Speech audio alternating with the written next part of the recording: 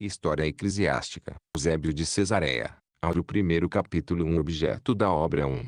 A sucessão dos santos apóstolos, assim como o intervalo de tempo entre o Salvador e nós. A enumeração de tantos e tão importantes eventos no curso da história eclesiástica. Quantos nela mencionados presidiram e governaram com destaque as dioceses mais ilustres, em cada geração?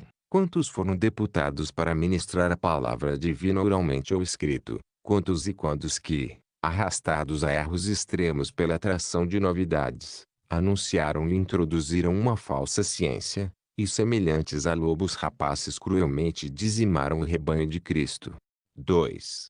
Além disso, as tribulações sobrevindas a toda a nação judaica, logo após as insídias contra nosso Salvador. Quantos, quais, em que tempo os ataques dos pagãos contra a palavra divina, os grandes varões que, em várias épocas, elas suportaram suplícios e combateram até o derramamento do sangue, sobretudo, e entre nós, os testemunhos prestados e a benevolência misericordiosa do Salvador para conosco. Tudo isso julguei conveniente transmitir escrito. Não quero outro exórdio a não ser da realização da economia 19 de nosso Salvador e Senhor Jesus, o Cristo de Deus. 3. O assunto, requer indulgência benevolente em meu favor. Confesso ser tarefa acima de minhas forças o cumprimento íntegro e perfeito de meu compromisso.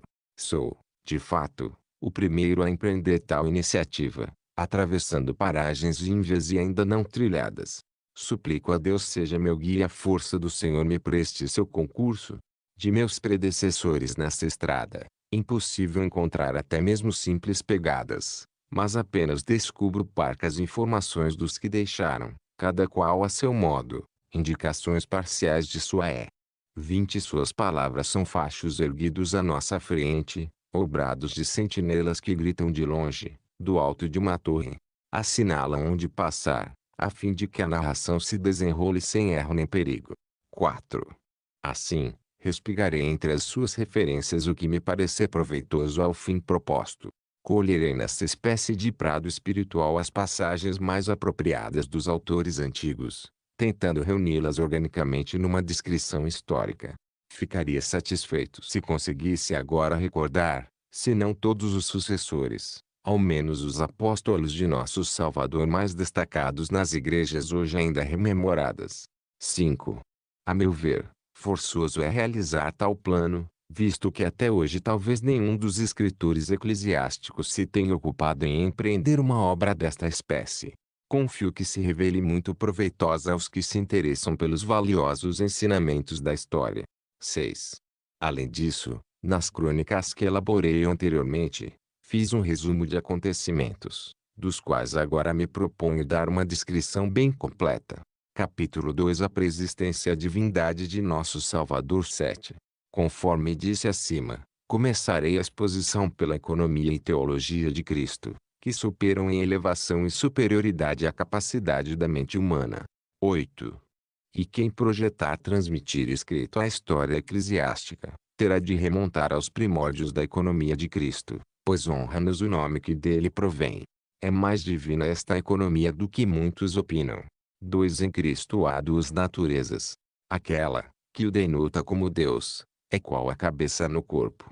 A outra, comparável aos pés, tornou-o, como nós, homem passível, em prol de nossa salvação. A exposição seguinte será talvez perfeita, se iniciarmos pelos fatos principais e relevantes.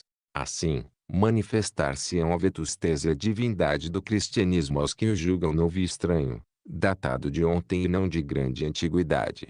2. Palavra alguma é apta para expressar a geração, a dignidade, a substância e a natureza de Cristo, conforme diz o Espírito de Deus nas profecias. Quem relatará a sua geração? Pois, ninguém conhece o Pai senão o Filho e ninguém conhece o Filho, em sua dignidade, senão o Pai. 3.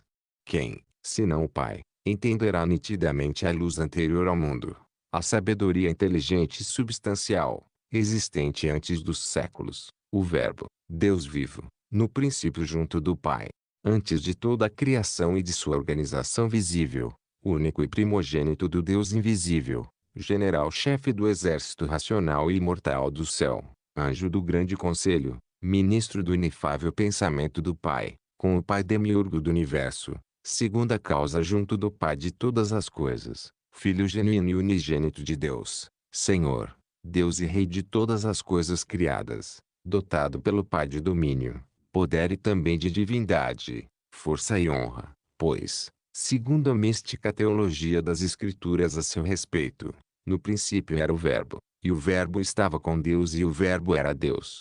Tudo foi feito meio dele e sem ele nada foi feito. 4. Tudo isso também o ensinou o grande Moisés, o mais antigo dos profetas, que descreveu, sob inspiração do Espírito Divino, a criação e o ornato do universo.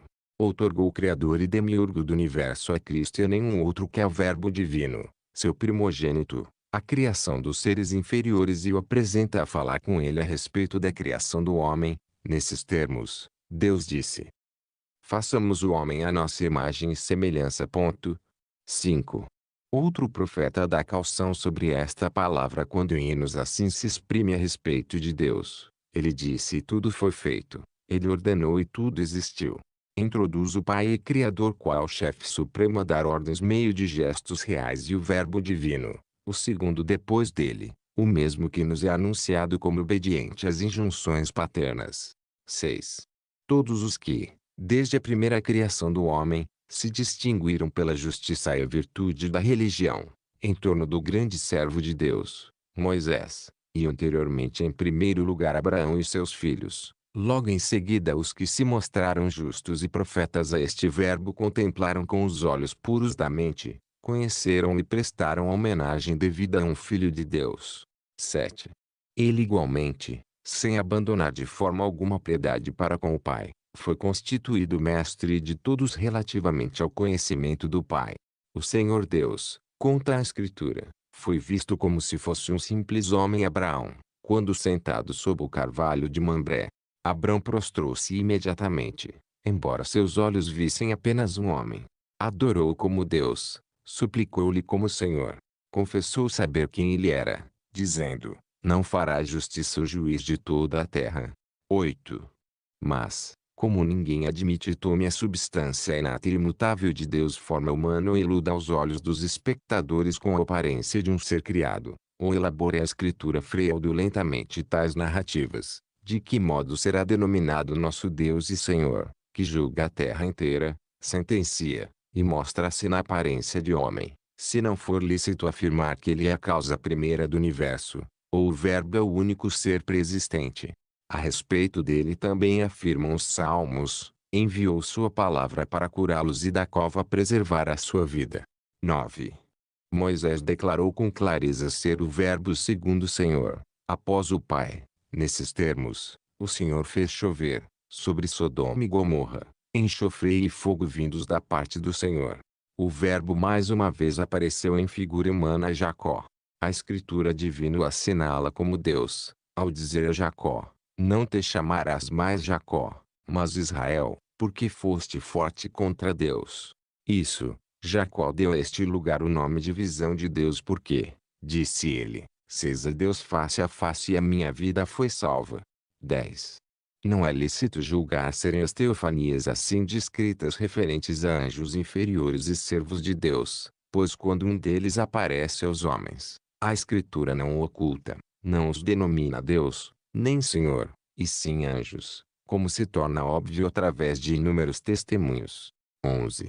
Josué, o sucessor de Moisés, a este Verbo atribui a denominação de chefe do exército do Senhor, enquanto chefe dos anjos e arcanjos celestes e das potências superiores ao mundo, enquanto subsiste qual poder e sabedoria do Pai, a quem foi confiado o segundo lugar na realeza e governo do universo, e isto após tê-lo visto, também ele, em forma e similitude humana.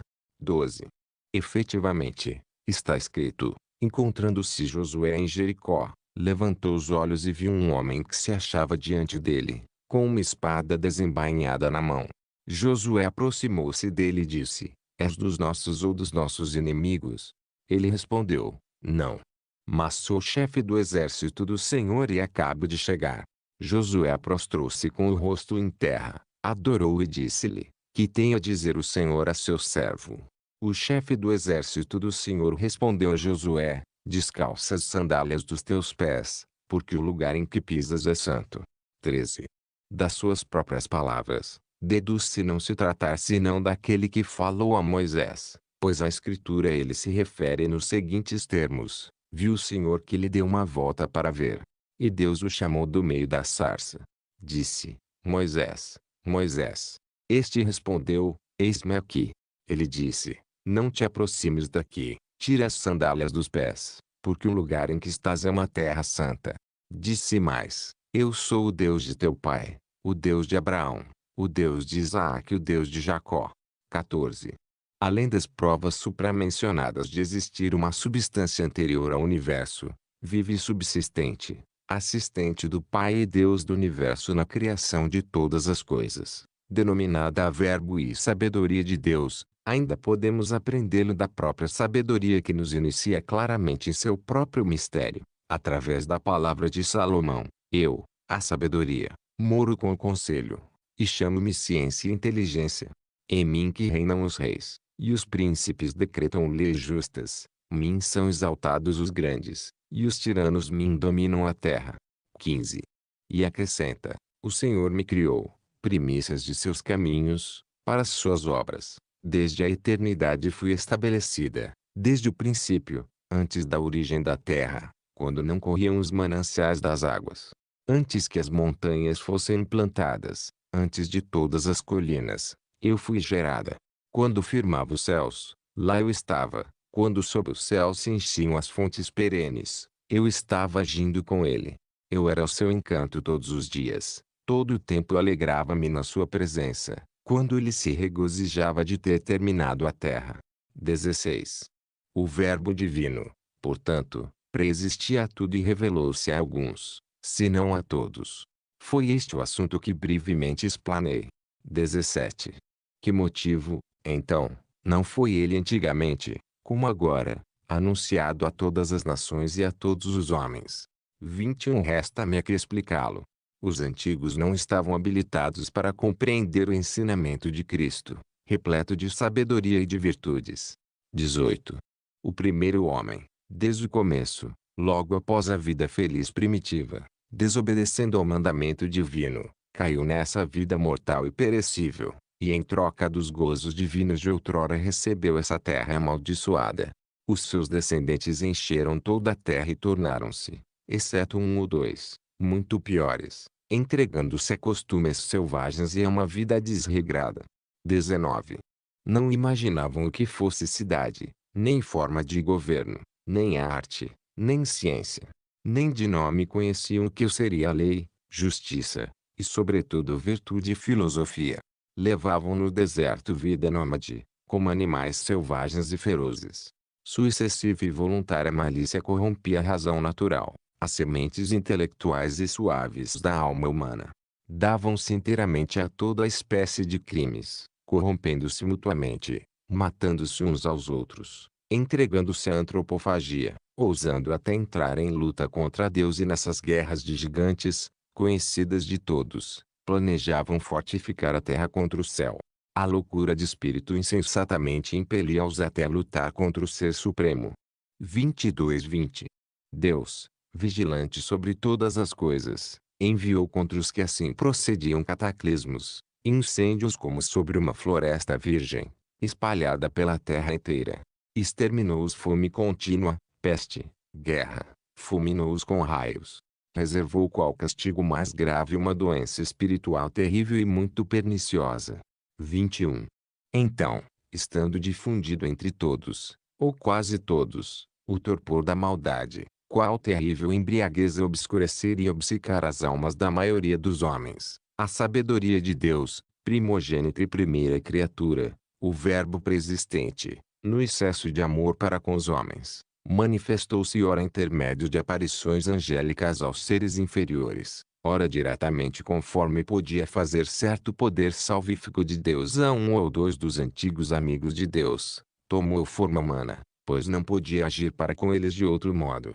22. Quando eles já haviam jogado as sementes da religião na multidão dos homens e sobre a terra, As raças descendentes dos antigos hebreus tinham adotado a religião.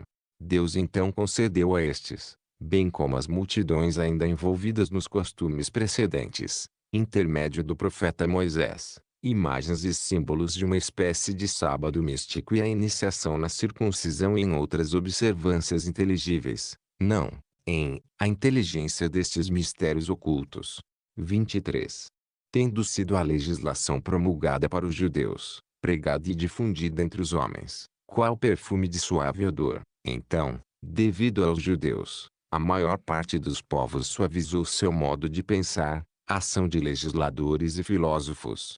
Transformou em mansidão seus costumes selvagens e ferozes, de sorte a surgir paz profunda, proveniente de amizade e de recíproco bom entendimento.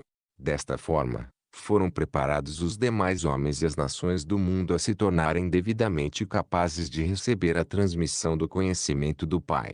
Assim, mais uma vez, o mestre das virtudes, o ministro do Pai relativamente às suas riquezas, o Verbo divino e celeste de Deus se manifestou no meio de um homem, em nada diferente de nossa natureza quanto à essência corporal, nos primórdios do Império Romano. Ele cumpriu e sofreu, conforme as profecias, segundo as quais adviria um homem-deus, a fim de realizar obras espantosas e ensinar a todas as nações a piedade para com o Pai, e ainda elas prenunciaram a seu respeito o prodigioso nascimento, a novidade da doutrina, as maravilhas das obras e sobretudo o gênero de morte que padeceria, assim como a ressurreição dentre os mortos e principalmente a divina restauração de todas as coisas no céu. 24.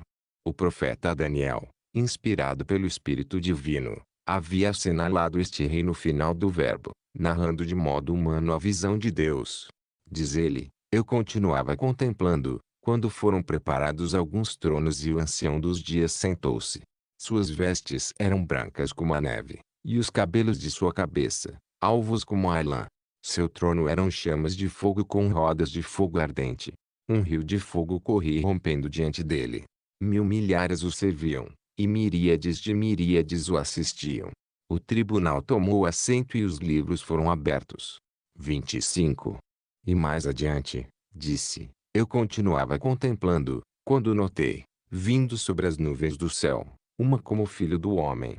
Ele adiantou-se até o ancião dos dias e foi introduzido à sua presença. A ele foi outorgado o império, a honra e o reino, e todos os povos, nações e línguas o serviram. Seu poder é um poder eterno que jamais passará, e seu reino jamais será destruído. 26.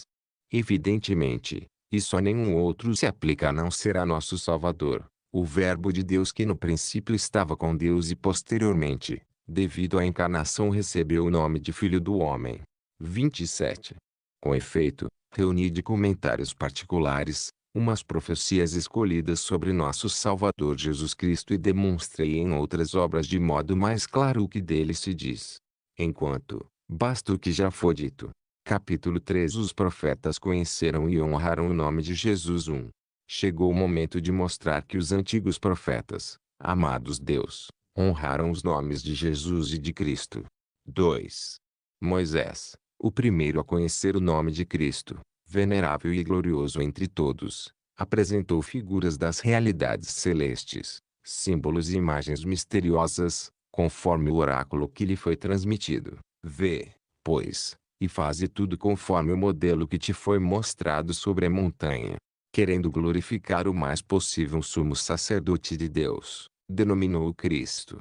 Acrescentou a honra e a glória do nome de Cristo à dignidade do sumo sacerdócio, que para ele ultrapassava qualquer primado entre os homens. Conseguinte, estava convicto de ser o Cristo algo de divino. 3. O mesmo Moisés previamente conheceu, meio do Espírito de Deus, o nome de Jesus e o considerou igualmente um especial privilégio. O nome de Jesus ainda não havia sido proferido entre os homens antes de Moisés, que o atribuiu primeiro apenas àquele que, segundo a tipologia e o simbolismo, ele sabia haver de sucedê-lo, após sua morte, na direção do povo. 4. Com efeito, o sucessor de Moisés, que recebeu o nome de Jesus, 23 anteriormente tinha outro nome, ao Zé, imposto seus pais. Moisés chamou de Jesus, E com este nome fez-lhe valioso presente, muito maior que um diadema real, porque Jesus, filho de Navé, se tornou figura de nosso Salvador. Foi o único, após Moisés e a consumação do culto simbólico lhe transmitido, a receber a herança do governo na religião puríssima e verdadeira. 5. Desta forma, Moisés impôs o nome de Jesus Cristo, nosso Salvador, como a maior das honras, a dois homens que, na sua opinião, se destacavam dentre todo o povo pela virtude e a glória, o sumo sacerdote e aquele que havia de governar, depois de si. 6. Os profetas posteriores também com clareza pronunciaram ao Cristo pelo nome e predisseram simultaneamente a futura conjuração do povo judaico contra ele, atestando ainda a futura vocação dos gentios. Ora, assim disse Jeremias: o sopro de nossa vida, o Cristo do Senhor foi preso em suas ciladas. Dele dizíamos: à sua sombra viveremos entre as nações. Davi, sua vez, perturbado essas palavras, declarou: que as nações se amotinam e os povos meditam em vão. Os reis da terra se insurgem e, unidos, os príncipes conspiram contra o Senhor e o seu Cristo. E em seguida, diz ainda em nome do próprio Cristo: o Senhor me disse: tu és meu filho, eu hoje te gerei. Pede, e eu te darei as nações como herança, os confins da terra como propriedade. 7. Eram adornados entre os hebreus com o nome de Cristo não somente os varões honrados com o sumo pontificado e ungidos simbolicamente com o óleo consagrado, mas também os reis que os profetas ungiam, sob inspiração divina, tornando-os assim figuras de Cristo, porque eles também eram tipos do poder real e dominador do único Cristo genuíno, o Verbo divino, Rei universal. 8. Estamos também cientes de que pela unção alguns dos profetas se tornaram figuras de Cristo. Todos eles de algum modo se assemelharam ao verdadeiro Cristo, o Verbo divino e celeste, único sumo sacerdote universal e Rei único de toda a criação, o único chefe dos profetas dentre os profetas do Pai. 9. A demonstração deste fato está em que nenhum dos que outrora foram simbolicamente ungidos, sacerdotes, reis ou profetas, possuía a mesma virtude divina que nosso Salvador e Senhor Jesus, o único Cristo verdadeiro. 10. Nenhum deles, mais que se ilustrassem junto de seus compatriotas pela dignidade, honra e estirpe, transmitiu aos subordinados, segundo a denominação figurativa de Cristo que tinham, o nome de cristãos. A nenhum deles foi prestado culto religioso da parte dos inferiores. Nem, após a morte, incutiu-lhes prontidão para morrer, no intuito de obter honras. Aliás, nenhum deles causou tal abalo entre todos os povos da terra, porque neles o símbolo não dispunha de força suficiente para revelar a verdade, como possuía nosso Salvador. 11. Este de ninguém recebeu os símbolos e figuras do sumo sacerdócio, nem era oriundo segundo a carne de estirpe sacerdotal, não foi elevado à realeza com auxílio de guarda-costas, nem se fez profeta da mesma forma que os antecessores. Não recebeu dos judeus dignidade, nem presidência alguma, como os demais. O Pai, contudo, o honrara realmente, e não apenas através de símbolos. 12. Nada possuía de semelhante aos que acabamos de dizer. No entanto, foi denominado Cristo com mais propriedade que os outros. Sendo o único e verdadeiro Cristo de Deus, encheu o mundo inteiro de cristãos, nomeados de acordo com seu nome verdadeiramente venerável e sagrado. Não transmitiu aos discípulos puras figuras e imagens, e sim virtudes e uma vida celeste meio dos próprios dogmas da verdade. 13. No tocante à unção, não se trata de preparação material, mas de algo de divino, através do Espírito de Deus, pela participação da divindade ingênita do Pai. Mas uma vez Isaías nos ensina, clamando de certo modo em lugar de Cristo: o Espírito do Senhor está em mim, porque ele me ungiu, enviou-me a anunciar a boa nova aos pobres, e proclamar a remissão dos presos e aos cegos a recuperação da vista. 14. E não apenas Isaías, mas também Davi, assim se dirige a Cristo: teu trono, ó Deus, é para os séculos dos séculos, o cetro de teu reino é cetro de retidão. Amas a justiça e odeias a iniquidade. Eis que Deus, o teu Deus, te ungiu com o óleo da alegria, como a nenhum de teus companheiros. A palavra de Deus no primeiro versículo denomina o Deus, no segundo honra com o cetro real. 15. Em seguida, após ter se referido ao poder divino e real, ela o apresenta em terceiro lugar como tendo se tornado Cristo, não ungido com óleo material, mas com o óleo divino de exultação. Assinala desta maneira sua eleição excelente e diversa da eleição dos antigos, que haviam recebido uma unção figurativa e corporal. 16. Em outra passagem, o mesmo Davi ainda revela algo a respeito de Cristo, com estas palavras: Oráculo do Senhor ao meu Senhor, senta-te à minha direita, até que eu ponha teus inimigos como escabelo dos teus pés. E, de meu seio, antes da aurora, eu te gerei. O Senhor jurou e jamais desmentirá: tu és sacerdote para sempre, segundo a ordem de Melquisedeque. 17. Este Melquisedeque aparece nas Sagradas Escrituras qual sacerdote do Deus Altíssimo, não uma unção figurativa, nem foi herança que sucedeu no sacerdócio, vigente entre os hebreus. Esta razão, foi segundo a ordem de Melquisedeque e não de acordo com a ordem baseada em símbolos e figuras que nosso Salvador recebeu a denominação de Cristo e sacerdote, garantida a juramento. 18. Conseguinte, a história mostra que ele não foi ungido corporalmente entre os judeus, nem mesmo pertencia à tribo dos sacerdotes, mas foi gerado pelo próprio Deus, antes da aurora, isto é, antes da constituição do mundo, e possui o sacerdócio imortal e imperecível séculos infinitos. 19.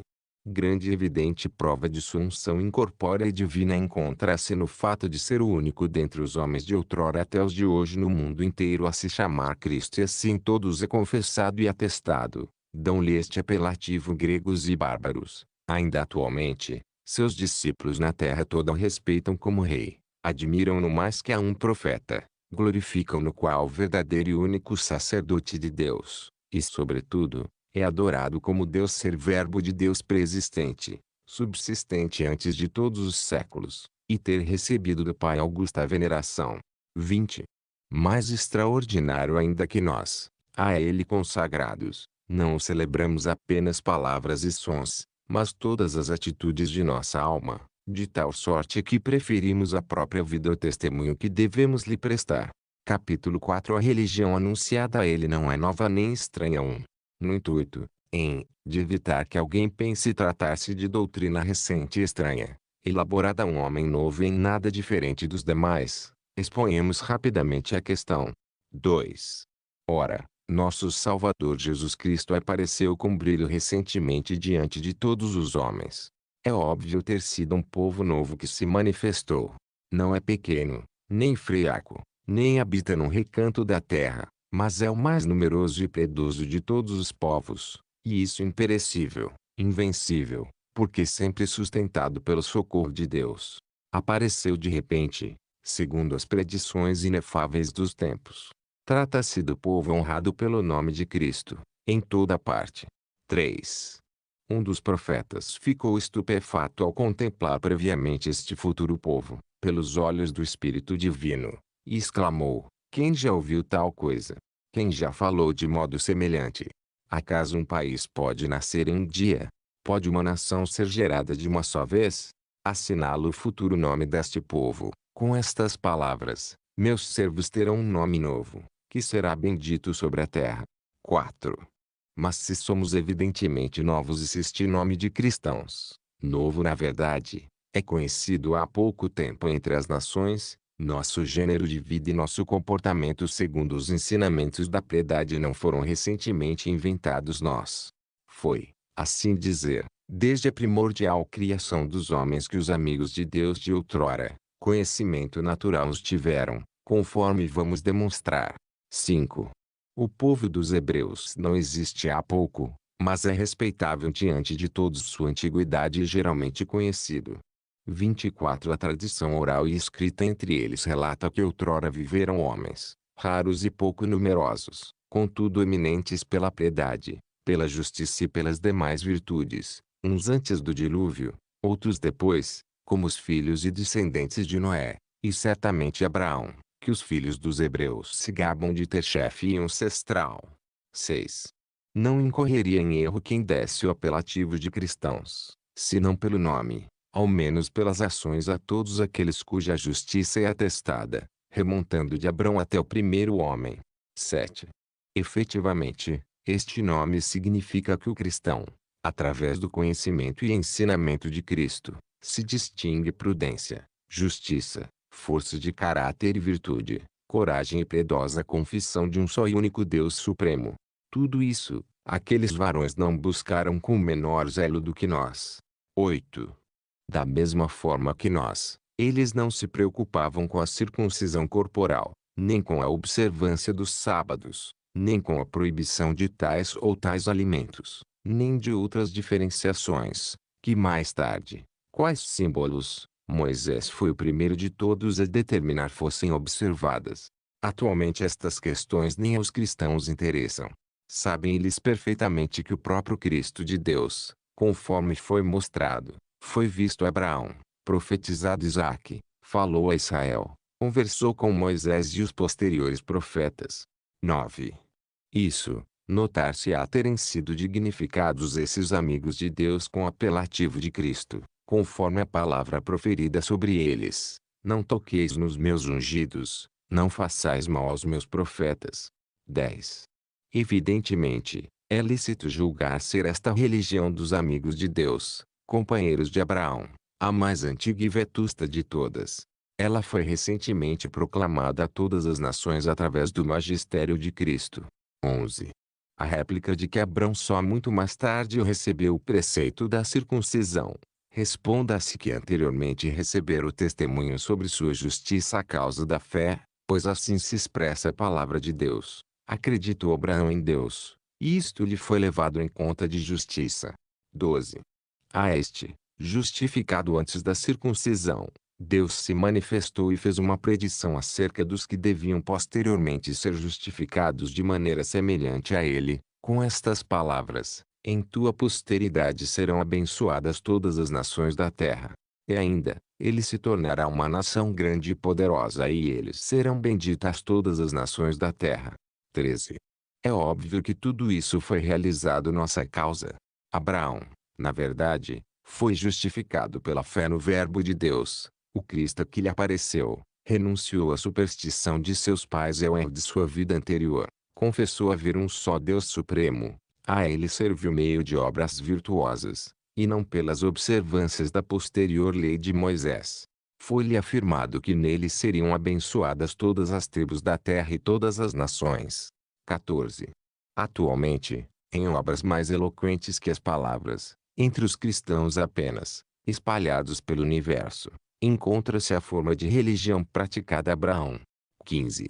Enfim, que nos seria proibido ver um só e mesmo estilo de vida, uma só e mesma religião entre nós, após a vinda de Cristo, e entre os antigos amigos de Deus.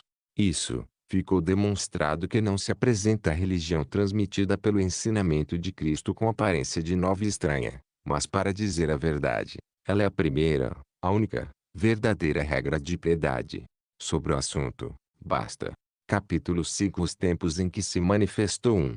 Agora, após esta introdução necessária à história eclesiástica que nos propusemos escrever, comecemos nosso itinerário pela manifestação de nosso Salvador na carne.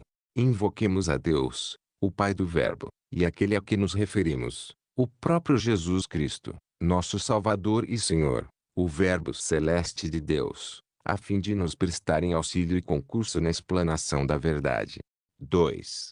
No 42º ano do Império de Augusto, no 28º da sujeição do Egito e da morte de Antônio e de Cleópatra, extinta a dinastia dos Ptolomeus no Egito, ocasião do primeiro recenseamento, quando Quirino governava a Síria, nasceu nosso Senhor e Salvador Jesus Cristo, de acordo com as profecias, em Belém da Judéia.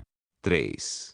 O recenseamento realizado sob Quirino é também mencionado pelo mais célebre dos historiadores judaicos, Flávio Josefo, ao narrar outro episódio, a insurreição dos galileus que sucedeu nesta da qual faz menção, entre nós igualmente, Lucas nos Atos, nesses termos: depois dele, na do recenseamento, apareceu Judas, O Galileu, que sublevou muita gente em sua siquela, pereceu ele também, e os que se haviam aliado a ele foram dispersos.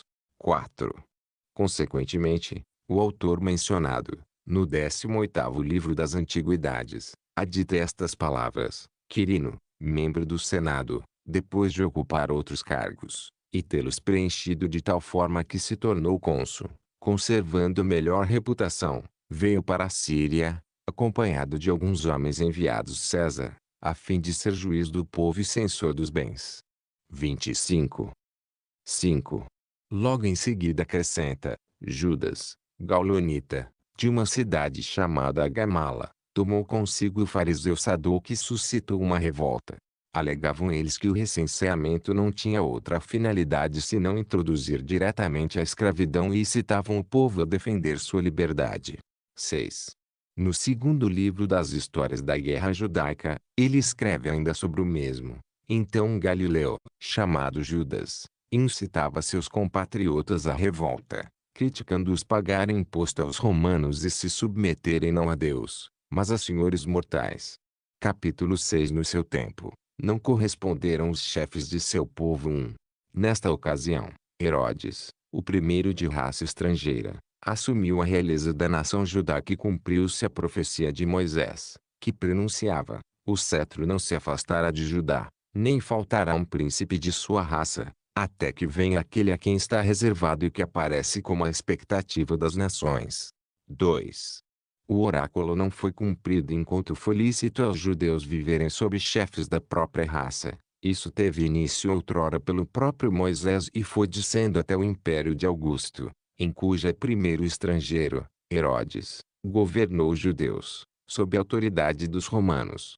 Segundo diz Josefo, ele era do meu parte do pai, e árabe parte da mãe, conforme o africano. 26. Igualmente historiador e homem vulgar, os que escreveram acuradamente afirmam ter sido Antípatro, pai de Herodes, filho de certo Herodes de Ascalon, um dos sacerdotes sagrados do templo de Apolo. 3. Antípatro foi capturado quando muito crianças salteadores idumeus, e viveu entre eles, porque o pai, sendo pobre, não podia resgatá-lo. Foi educado conforme os costumes daquele povo. Enfim, mais tarde, conseguiu a amizade de Hircano, sumo sacerdote dos judeus. Dele nasceu Herodes, no tempo da nosso Salvador. 4. Tendo, pois, a realeza dos judeus passado às suas mãos, já se encontrava às portas a realização da expectativa das nações, conforme a profecia, pois desde então começaram a faltar os chefes e os príncipes que se haviam sucedido entre os judeus desde Moisés. 5. Antes do cativeiro e do exílio em Babilônia, os judeus tiveram reis, desde Saul, que foi o primeiro, em seguida, Davi. Antes desses reis, foram governados chefes, denominados juízes, advindos após Moisés e seu sucessor, Josué. 6. Após a volta de Babilônia, não cessaram de ter um governo aristocrático e oligárquico. De fato, os sacerdotes decidiam as questões, até que Pompeu, general dos romanos, sitiou e tomou à força Jerusalém, profanou os lugares santos, penetrou até no Santo dos Santos, enviou cativo para Roma com seus filhos aquele que até então era rei e sumo sacerdote, chamado Aristóbulo, e fim entregou o sumo pontificado ao irmão dele, Hircano, submetendo toda a nação judaica a pagar tributo aos romanos. 7. Ora, Hircano, no qual se extinguiu a sucessão dos sumos sacerdotes, foi aprisionada pelos partas, e, como foi dito, Herodes foi o primeiro estrangeiro que, sob a autoridade do Senado romano e do imperador Augusto, tomou em mãos a nação judaica. 8. Nesta evidentemente se realizou o advento de Cristo, seguido da esperada salvação e vocação dos gentios, segundo a profecia. Pois, desde esta ocasião, começaram a faltar o chefe e os príncipes saídos de Judá, isto é, oriundos do povo judaico, e simultaneamente sofreu alterações o sumo sacerdócio, que passava de forma regular dos ancestrais aos descendentes imediatos, segundo as gerações. 9. Fidedigna garantia de tudo isso é Josefo. Ele conta que Herodes, após ter recebido dos romanos a realeza, Não instituiu sumos sacerdotes da antiga raça, mas confiou esta honra a homens obscuros. De modo semelhante a Herodes, seu filho Arquelau portou-se na instituição de sacerdotes, e depois dele, o mesmo fizeram os romanos que tiveram o domínio sobre os judeus. 10. Josefo narra ainda ter sido Herodes o primeiro a guardar sob chaves, com seu próprio selo, a veste sagrada do sumo pontífice e não permitir mais aos sumos pontífices tê-la à sua disposição. Em seguida, Arquelau, e logo os romanos seguiram seu exemplo. 11. Se narramos estas coisas é querermos provar a validade de outra profecia relativa à manifestação de nosso Salvador Jesus Cristo e então realizada. No livro de Daniel, pois, a Escritura, depois de ter claramente estabelecido o número exato de semanas até Cristo chefe, como mostramos em outra passagem, anuncia que uma vez terminadas estas semanas, entre os judeus desaparecerá a unção. Vê-se com evidência que isso se realizou do nascimento de nosso Salvador Jesus Cristo. No momento, importa marcar primeiro essas coisas para estabelecer a verdade dos tempos. Capítulo 7. A divergência dos evangelhos a respeito da geração de Cristo. 1. Os evangelistas Mateus e Lucas nos transmitiram diferentes genealogias de Cristo. Muitos pensam que eles se contradizem. Cada um dos fiéis, na ignorância da verdade, se empenha em descobrir o sentido destas passagens. Reproduzamos, portanto, a narrativa que sobre o assunto chegou até nós numa carta endereçada a Aristides Africano, mencionada um pouco mais acima, acerca do acordo existente entre as genealogias nos evangelhos.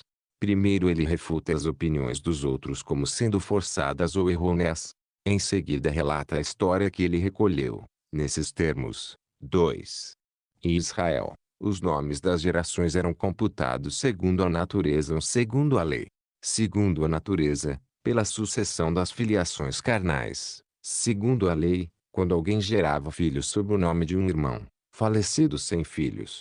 Com efeito, a esperança da ressurreição ainda não fora claramente enunciada e esta ressurreição de um mortal figurava a prometida no futuro, pois perdurava o nome do defunto. 3. Isso, dentre os mencionados nesta genealogia, uns sucederam genuinamente a seus pais, outros, gerados uns, receberam nomes de outros. Em ambos os casos, mencionam-se tanto os que geraram realmente, quanto os que geraram substituição. 4. Assim, nenhum dos evangelhos se engana, pois enumera segundo a natureza ou segundo a lei. A estirpe de Salomão e a de Natã se misturam, causa de pseudo-ressurreições de alguns que morreram sem filhos, através de segundas núpcias, que lhes atribuíam uma prole. Deste modo, os mesmos descendentes são precisamente considerados como oriundos, embora de maneiras diferentes, ora de pais adotivos, ora de pais efetivos. Assim, ambas as narrações são inteiramente verdadeiras, e terminam em José, de uma forma complicada, mas exata. 5. No intuito de tornar mais claro o que afirmo, descreverei o entrecruzamento dos descendentes. Na antepenúltima geração, ao se enumerar as gerações desde Davi, Salomão, encontra-se Matã, que gerou Jacó, pai de José. Segundo Lucas, de Natã, filho de Davi. Igualmente o antepenúltimo é Melqui, pois José é filho de Eli, filho de Melqui. 6. Uma vez que José é o alvo que visamos, faz-se mister mostrar como um e outro é apresentado como seu pai, Jacó, oriundo de Salomão e Eli, proveniente de Natã. E ainda, em primeiro lugar, como os dois, Jacó e Eli eram irmãos, e que, antes deles, seus respectivos pais, Matã e Melqui, embora de proveniências diversas, são ditos avós de José. 7. Efetivamente, Matã e Melqui, tendo desposado sucessivamente a mesma mulher, tiveram filhos que eram irmãos, parte de mãe, pois a lei não proibia que uma repudiada, ou viúva, desposasse um ao outro. 8. Desta mulher, esta Matã, o primeiro descendente de Salomão, gerou Jacó. Depois, tendo morrido Matã, Melqui, proveniente de Natã, desposou a viúva e dela teve um filho, Eli. Ele era da mesma tribo, mas de outra família, conforme mencionei mais acima. 9. Assim descobriremos que Jacó e ele, embora de descendência diversa, eram, no entanto, irmãos parte de mãe. Em terceiro lugar, tendo Eli morrido sem filhos, o outro, seu irmão, desposou a viúva, e em seguida, dela gerou a José, seu filho natureza mas legalmente filho de Eli, pois seu irmão Jacó lhe suscitou um descendente. 10. Conseguinte, a respectiva genealogia não deve ser tida inexata. O evangelista Mateus assim a formula: Jacó gerou José, enquanto Lucas narra, era, conforme se supunha, filho de José, filho de Eli, filho de Melqui. Impossível assinalar mais claramente a filiação legal. Lucas evitou até o fim a palavra gerou, a fim de designar todas essas gerações, e prossegue a enumeração até Adão, filho de Deus. 11. Tais afirmações não são gratuitas nem infundadas. Com efeito, os consanguíneos do Salvador, para se vangloriarem, ou simplesmente para narrarem, mas seja como for, verídicos, transmitiram o seguinte: salteadores idumeus, sobrevindo a Ascalon, cidade palestina, arrebataram do templo de Apolo, construído perto das muralhas, um menino Antípatro, filho de um sacerdote sagrado, Herodes, com outros despojos, e o conservaram como prisioneiro. Como o sacerdote não podia pagar o resgate do filho, Antípatro foi educado conforme os costumes idumeus e obteve mais tarde a amizade de Hircano, sumo sacerdote da Judéia. 12. Depois Hircano enviou a embaixada a Pompeu, e obteve a liberdade do reino, roubada a Aristóbulo, seu irmão. Teve a sorte de ser nomeado comissário da Palestina. Tendo sido morto Antípatro, numa emboscada, devido à inveja ocasionada à sua sorte, sucedeu-lhe o filho, Herodes. E este, mais tarde, foi chamado Antônio e Augusto, segundo um decreto do Senado, a reinar sobre os judeus. Foram seus filhos Herodes e os outros tetrarcas. Estes fatos são narrados igualmente nas histórias dos gregos. 13. Até então nos arquivos achavam-se transcritas as genealogias dos hebreus genuínos e dos prosélitos origem, como a Amonita Aquior, a Moabita Ruth, e alguns mestiços de egípcios com hebreus. Herodes, que em nada se interessava pela raça israelita e um tanto embaraçado, porque ciente de sua origem obscura, mandou queimar os registros das genealogias, julgando que passaria nobre se ninguém pudesse, meio dos registros públicos, remontar a própria origem aos patriarcas ou a prosélitos, ou a mestiços de estrangeiros e hebreus, denominados geuros. 14.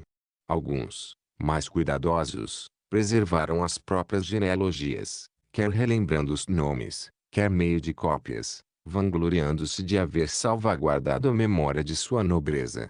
Entre esses achavam-se os supramencionados, denominados desposinos, causa de seu parentesco com o Salvador.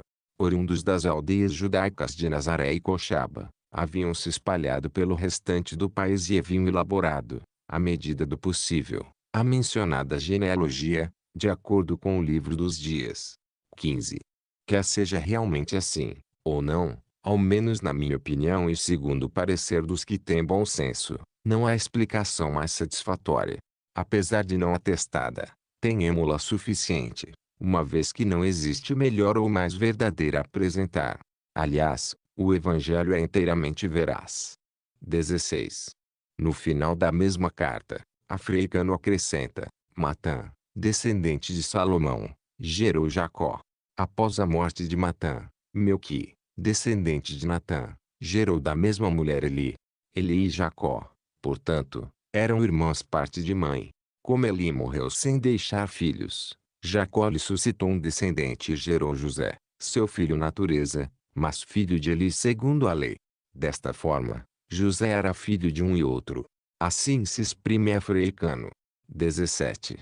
Deste modo elaborada a genealogia de José, Maria forçosamente devia ser da mesma tribo, pois, segundo a lei de Moisés, não era lícito alguém casar-se com membro de outra tribo. Foi preceituado, de fato, o matrimônio com um membro do mesmo povo e da mesma tribo, de tal forma que a herança de uma tribo não passasse de uma tribo a outra. Sobre a questão, é suficiente. Capítulo 8 Assassínio dos inocentes Herodes 1.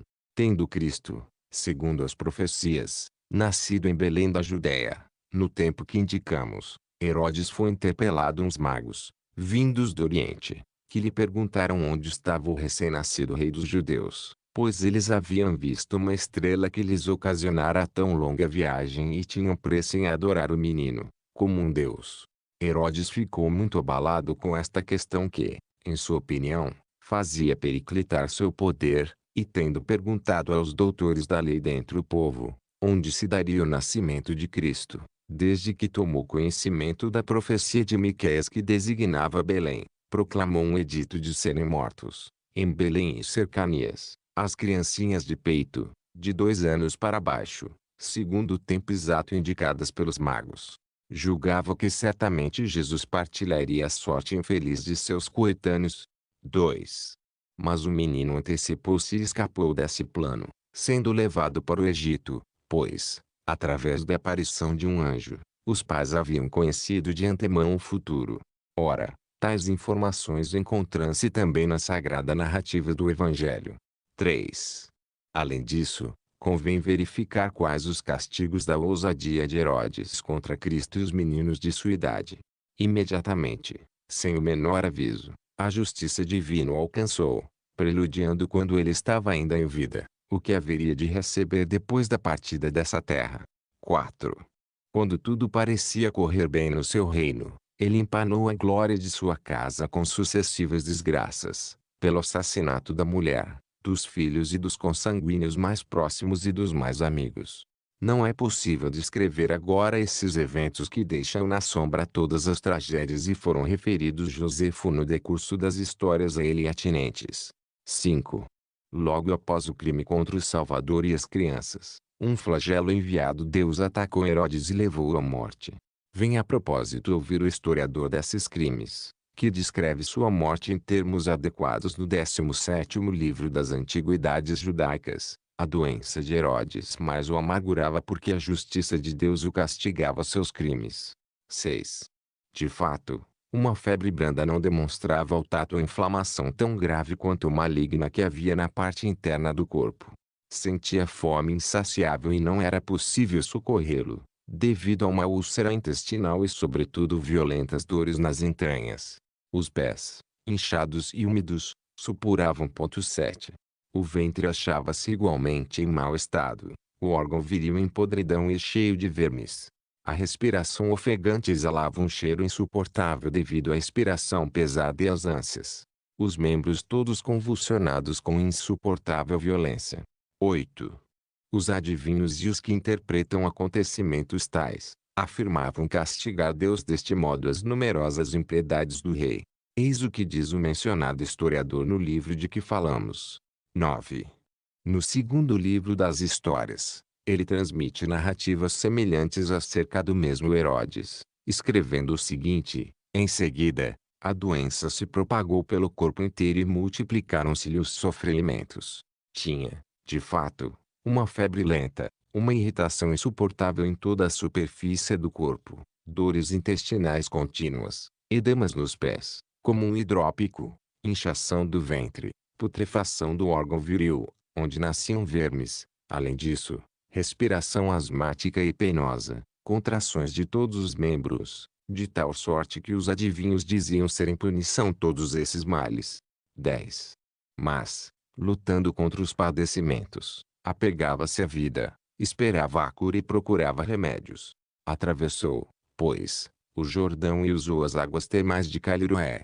Elas desembocam no lago Asfaltite e sua doçura até as transforma em potáveis. 11. Ali os médicos julgaram conveniente fomentar o corpo enfraquecido em óleo, mergulhando numa banheira cheia de óleo aquecido. Mas ele desmaiou e, exausto, virou os olhos. Os enfermeiros lançaram gritos e ele voltou a si. Mas, enfim, reconhecendo ser impossível a cura, mandou distribuir a cada um dos soldados 50 dracmas, e grandes somas aos chefes e amigos. 12. Então, retornou a Jericó, de humor sombrio, pronto a enfrentar a morte, mas planejando uma ação abominável. Então, reuniu os homens mais importantes de cada aldeia da Judéia, e prendeu-os no lugar chamado Hipódromo. 13.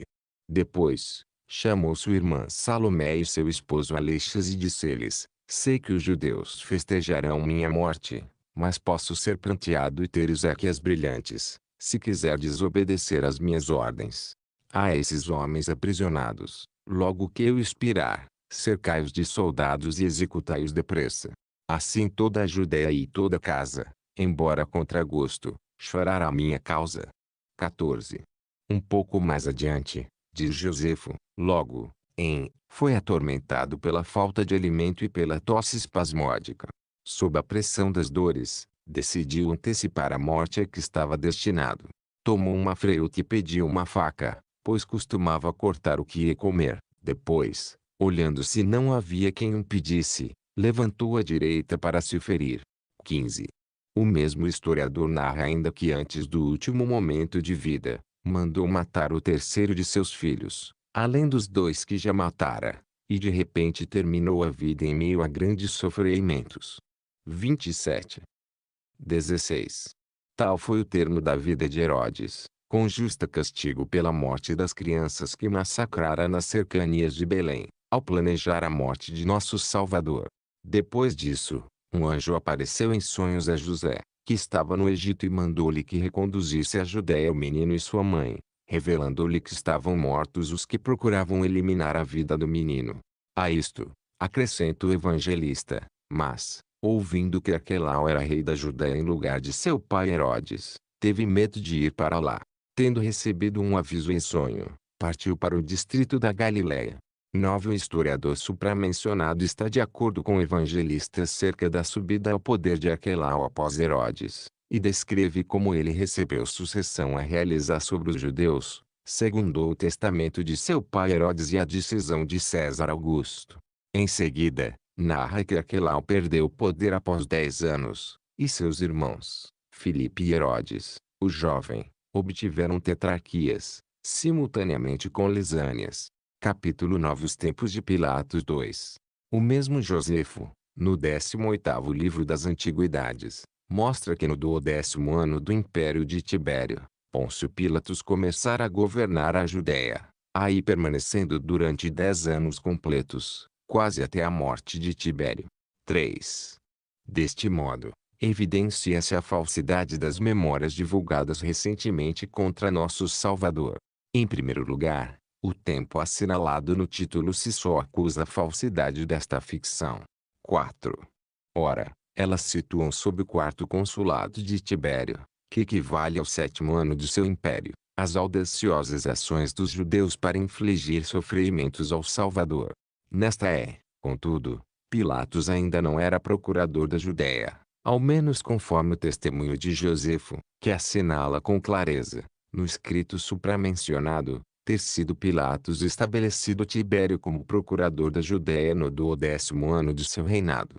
10. Naquele tempo, portanto, segundo o evangelista, no 15º ano de Tibério César, no 4º de Pôncio Pilatos como procurador, e sendo tetrarcas do restante da Judéia Herodes, Lisânias e Filipe, o nosso Salvador e Senhor, Jesus, o Cristo de Deus, com mais ou menos a 30 anos de idade, veio receber o batismo de João, realizando-se então as primícias do anúncio do Evangelho. Capítulo 10. Os sumos sacerdotes em cujo tempo Jesus pregou 2. Afirma a Escritura Divina que todo o tempo de seu ensinamento decorreu sob o pontificado de Anás e Caifás, mostrando desta sorte que a duração de seu magistério se limita aos anos do exercício das funções destes pontífices. Começou, pois, sob o pontificado de Anás, durando até o de Caifás, o que não perfaz um intervalo de 4 anos. 3. Com efeito, as regras estabelecidas pela lei de algum modo já não eram observadas naquela ocasião, tinham-se abolido as normas segundo as quais o munus referente ao culto de Deus era vitalício e transmitido sucessão ancestral. Os governadores romanos confiavam sumo sacerdócio ora um, ora outro, e ninguém nele se mantinha mais de 1 ano. 4. Josefo enumera, de fato, 4 sumos sacerdotes, que se sucederam de Anás até Caifás, declarando no mesmo livro das Antiguidades, Valério Grato, tendo deposto do sacerdócio a Anás, nomeou o sumo sacerdote a Ismael, filho de Fabi, pouco tempo depois, Igualmente o depôs, e designou para sumo sacerdote a Eleazar, filho do sumo sacerdote Anás. 5. No fim de um ano, depois ainda este entregou o sumo sacerdócio a Simão, filho de Camite. Este também não exerceu suas funções mais de um ano e teve como sucessor José, denominado também Caifás. 6. Assim, evidencia-se não ter o magistério de nosso Salvador durado totalmente 4 anos inteiros, visto que foram 4 os sumos sacerdotes, desde Anás até a instalação de Caifás, que ocuparam em 4 anos este cargo anual. A Escritura, no Evangelho, assinala que Caifás foi realmente o sumo sacerdote no ano em que se consumou a paixão do Salvador. Meio deste da observação precedente marca-se o tempo do magistério de Cristo. 7. Além disso, nosso Salvador e Senhor, pouco tempo após o começo de sua pregação, chamou os 12 apóstolos, únicos entre os demais discípulos que, privilégio especial, denominou apóstolos. Depois disso, designou outros 72 e enviou-os, 2 a 2, à sua frente a toda a cidade e lugar aonde ele próprio devia ir. Capítulo 11. João Batista dá testemunho do Cristo 1. O livro divino dos Evangelhos relata também que, algum tempo depois, Herodes, o jovem, mandou cortar a cabeça de João Batista, e José igualmente conta, ao rememorar pelo nome Herodíades, que Herodes a desposou, embora fosse a esposa de seu irmão. Ele, portanto, repudiou sua primeira mulher, que desposara legalmente e separou Herodíades de seu marido, ainda vivo, causa dela. Após ter assassinado a João Batista, guerreou contra Aretas, cuja filha rejeitara. 2. Nesta guerra, travado o combate, ele perdeu todo o seu exército, sofreu tal derrota devido à sua crueldade contra João. 3. O mesmo Josefo atesta ter sido João um dos homens mais justos e que ele batizava, estando de acordo com o que está escrito sobre João nos Evangelhos.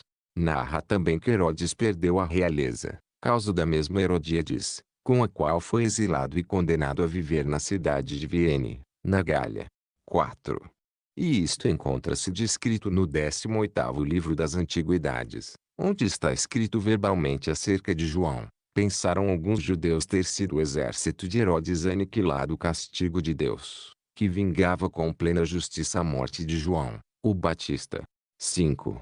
Herodes, efetivamente, mandara matá-lo, apesar de ser um homem bom que exortava os judeus à prática da virtude, à justiça mútua, bem como à piedade para com Deus e à recepção do batismo. Parecia-lhe que o batismo era recomendável não em vista da remissão de determinadas faltas, mas para a purificação corporal, depois de purificada previamente a alma meio da justiça. 6. Como se congregavam outros em torno dele, Herodes teve medo da força persuasiva dele perante os homens e de que ele os induzisse a um levante. Preferiu, antes que surgisse alguma novidade, tomar a iniciativa de matá-lo, arrepender-se, em face de uma revolução, ter incidido numa situação difícil. Motivo dessa suspeita de Herodes, João foi preso e levado a Maqueronte, a prisão acima referida, e lá foi morto. 7. Tais as notícias de Josefo sobre João. Igualmente faz memória de nosso Salvador, no decurso da mesma obra, como segue. Nesta viveu Jesus, um homem sábio, se convém dar-lhe a denominação de homem. Realizou obras espantosas e foi mestre dos homens que aceitavam de bom grado a verdade. Atraiu numerosos judeus e também muitos gregos. 8. Ele era o Cristo, mas os primeiros dos nossos acusaram-no perante Pilatos, que o condenou à morte de cruz. Mas, os que o haviam amado anteriormente, não cessaram de amá-lo. Ao terceiro dia, ele lhes apareceu, redivivo. Os divinos profetas haviam predito estas e outras 1000 maravilhas a seu respeito. Ainda hoje, a raça dos cristãos, cujo nome dele deriva, não desapareceu. 9. Se um historiador, dentre os próprios judeus, transmite desde os primórdios, em seus escritos, tais informações sobre João Batista e sobre nosso Salvador, que escapatória restará, a fim de não ficarem confundidos, aos que inventaram as memórias relativas a eles. Mas, sobre o assunto, basta Capítulo 12. Os discípulos do Salvador 1. São geralmente conhecidos, através dos evangelhos, os nomes dos apóstolos do Salvador. Ao invés, em parte alguma se encontra a lista dos 70 discípulos. Disse, todavia, que era um deles Barnabé, de quem fazem memória excelente os Atos dos Apóstolos, e ainda Paulo, escrevendo aos Gálatas. Afirma-se que também entre eles se achava Sóstenes, que dirige, com Paulo, uma carta aos Coríntios. 2. Clemente, no quinto livro das Hipóstiposes, afirma que Cefas, do qual escreve Paulo, mas quando Cefas veio a Antioquia, eu enfrentei abertamente, era um dos 70 discípulos, homônimo do apóstolo Pedro.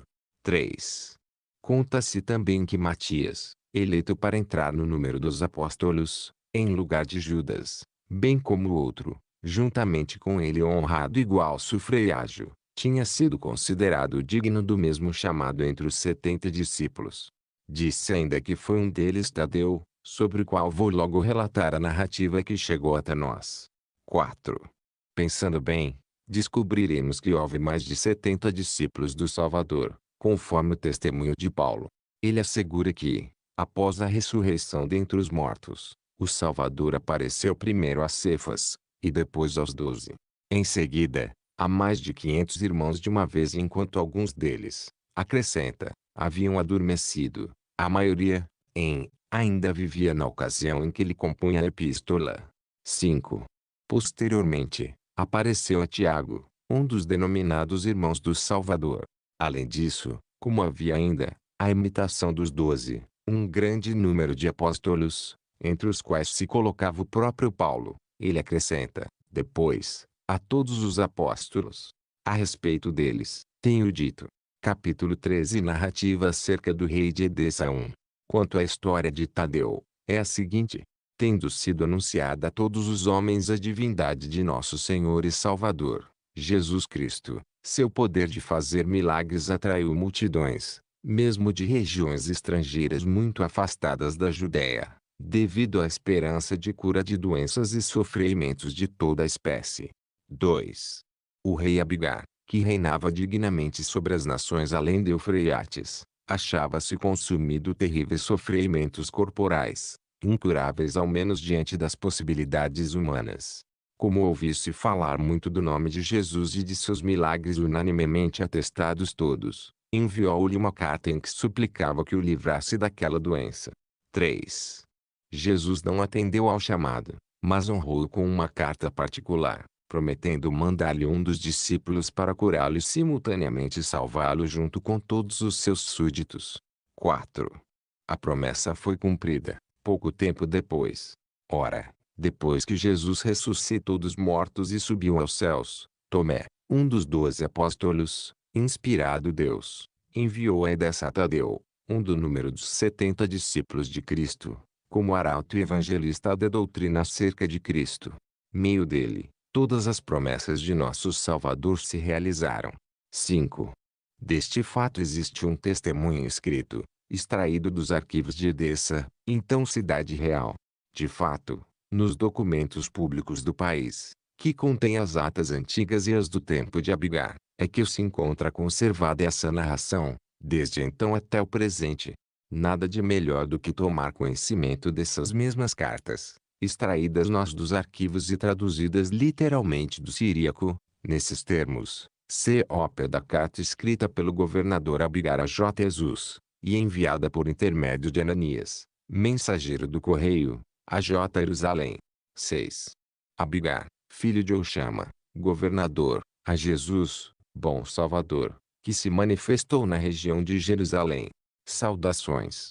Ouvi falar de ti das curas que operas, sem remédios, nem plantas medicinais. Conta-se que fazes os cegos recobrarem a visão e andarem os coxos, purificas os leprosos e expulsas os espíritos impuros e os demônios, curas os atormentados longas doenças, e ressuscitas os mortos. 7. Tendo ouvido tudo isso a teu respeito, cheguei à conclusão que de duas uma, ou és Deus que desceste do céu e fazes estas maravilhas, ou és filho de Deus que opera tais coisas. 8.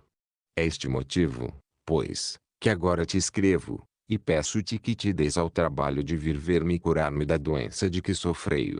Ouvi ainda que os judeus murmuram contra ti e querem fazer-te mal. Minha cidade é muito pequenina, mas digna, e bastará para nós dois. 28 É a resposta de Jesus por meio de Ananias, mensageiro do correio, ao governador Abigar.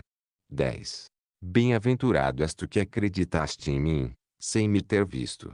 Efetivamente, de mim está escrito que não acreditarão em mim os que me viram, a fim de crerem e viverem os que não me viram. Quanto ao que me escreveste, convidando-me a visitar-te, devo realizar aqui toda a minha missão e, após seu cumprimento, voltar àquele que me enviou.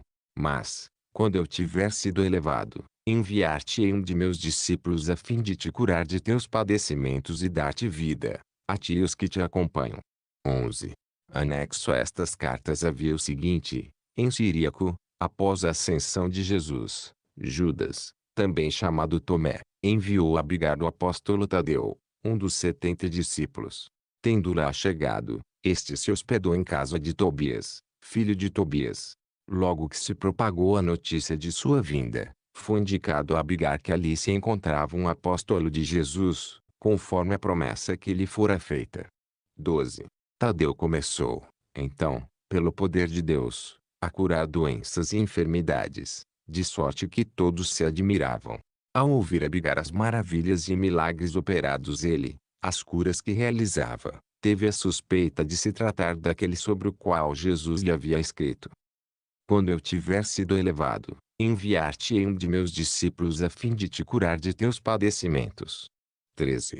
Então, mandou chamar Tobias, em cuja casa estava o apóstolo e disse-lhe: ouvi dizer que um homem poderoso veio hospedar-se em tua casa. Traze-mo. Tobias, tendo voltado para junto de Tadeu, disse-lhe: o governador Abigar chamou-me e disse-me que te levasse para junto dele a fim de o curares. Tadeu respondeu: irei, pois fui enviado com poderes em seu favor. 14. Isso, no dia seguinte, bem cedo, Tobias tomou consigo Tadeu e levou-o a Abigar. Quando chegou, os homens mais importantes da região estavam de pé, ao redor do governador. Logo que ele entrou, Abigar teve de repente grandiosa visão em torno da fisionomia do apóstolo Tadeu. Esta razão, Abigar prostrou-se perante Tadeu, para espanto de todos os assistentes que não haviam visto o espetáculo, presenciado somente Abigar. 15. Este perguntou a Tadeu: és de fato, discípulo de Jesus, o Filho de Deus, que me disse: enviar-te-ei um de meus discípulos a fim de te curar e dar-te vida? Tadeu respondeu: fui enviado para junto de ti, porque acreditaste firmemente naquele que me enviou. E agora, se crês nele, os desejos de teu coração serão realizados, conforme acreditaste. 16. Abigar lhe replicou: acreditei nele a tal ponto que com um exército queria desbaratar os judeus que o crucificaram, se não fosse o Império Romano. Tadeu respondeu: nosso Senhor cumpriu a vontade de seu pai, e após tê-la realizado, voltou para junto do pai. 17. Abigar lhe disse: também eu acreditei nele e em seu pai. Respondeu Tadeu: esta é a razão, imponho-te a mão em seu nome. E logo que o fez, o rei foi curado da doença e dos sofrimentos que o afligiam. 18. Admirou-se Abigar ter experimentado o que ouvira acerca de Jesus, intermédio de Tadeu, discípulo dele. Fora curado sem remédios, nem plantas medicinais. Mas, não somente ele. Igualmente Abdo, filho de Abdo, que sofria em Adipodagra. Este viera, prostrar-se aos pés de Tadeu. Obteve suas orações e foi curado suas mãos. Tadeu curou ainda muitos outros de seus concidadãos. Operou grandes milagres e anunciou a palavra de Deus. 19. Depois disso, Abigar disse: tu, Tadeu, operas essas coisas pelo poder de Deus, e nós ficamos muito admirados. Conseguinte, eu te suplico, fala-nos sobre a vinda de Jesus, como se realizou, de seu poder, e em virtude de quem fez tudo o que ouvi contar. 20. Tadeu respondeu-lhe: no momento, quero calar-me. Mas, como fui enviado a fim de anunciar a palavra, reúne amanhã todos os teus concidadãos. Vou anunciar-lhes a palavra da vida, semeá-la. Direi como se realizou a vinda de Jesus, a missão para a qual foi enviado pelo Pai, seu poder e suas obras, os mistérios que ensinou no mundo, em virtude de quem ele assim agia, a novidade de sua mensagem, sua fraqueza, sua humilhação, como humilhou-se a si mesmo, despojou-se e esvaziou-se da sua divindade, como foi crucificado, desceu à região dos mortos, rompeu a barreira que jamais havia sido quebrada, ressuscitou os mortos, e tendo descido sozinho, subiu novamente com uma grande multidão para junto de seu Pai. 21. Abigar ordenou, então, que desde a aurora se reunissem seus concidadãos para escutarem a pregação de Tadeu. Depois, ordenou que lhe dessem ouro, em moedas e barras. Este recusou nesses termos: se renunciamos a nossos próprios bens, como aceitaríamos os dos outros? Isso se deu no ano 340. 22. Tudo isso, traduzido literalmente do siríaco, pareceu-me útil e oportuno relatar aqui.